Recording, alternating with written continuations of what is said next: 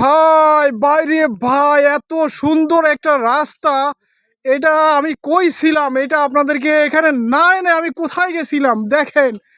শুধু দেখার মতো একটা রাস্তা, এত সুন্দর একটা রাস্তা ছিল, সেটা আমরা আগেও কখনো বুঝতে পারি নাই। আমরা পাশের রাস্তাটা দিয়ে গেছিলাম। দেখুন, এই জাস্ট ভিউটা দেখুন কত সুন্দর। এখানে এই যে এই বালুগুলা, এটা কিন্তু সম্পূর্ণ বালু। এই বালুটা কিন্তু একটু শক্ত আছে।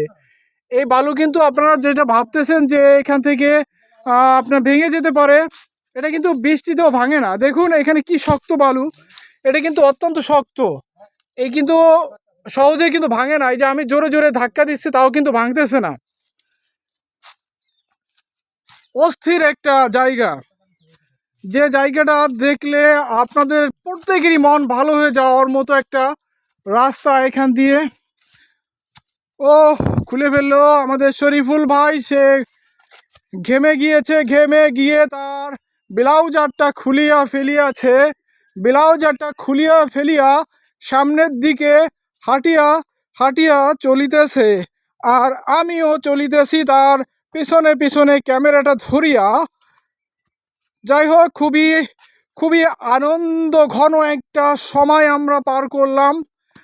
আর এই রাস্তা দিয়ে এখন আমরা বেরিয়ে যাব, চলে যাব একদম রাবার বাগানের উদ্দেশ্যে।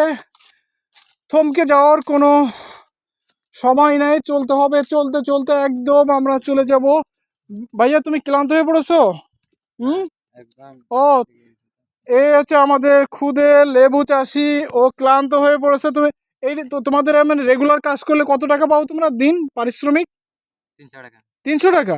কয় ঘন্টা কাজ করো? মানে কি সকালে 8টা বাজে তো। তোমাদের এত কম দেয় কেন? 300 টাকা এত কম দেবে কেন? ক্যাম্প করতে আসছি তো। হাই হাই, এটা রীতিমতো আমি মনে করি যে তাদের সাথে অবিচার করা হচ্ছে। কারণ একটা মানুষ সারাদিন কাজ করে 300 টাকার জন্য, 300 টাকা দিয়ে বর্তমান কিছুই হয় না। যদি সে বিবাহ শাদী করে থাকে, তো তার কি বলবো, যে ভালো একটা লিপস্টিকও কিনতে পারবে না। এজন্য আমি যারা আছে এখানে দায়িত্বে, যারা কর্তৃপক্ষ, যারা চাষাবাদ করে থাকেন, মালিক যারা, তাদের প্রতি আমার একটা অনুরোধ থাকবে।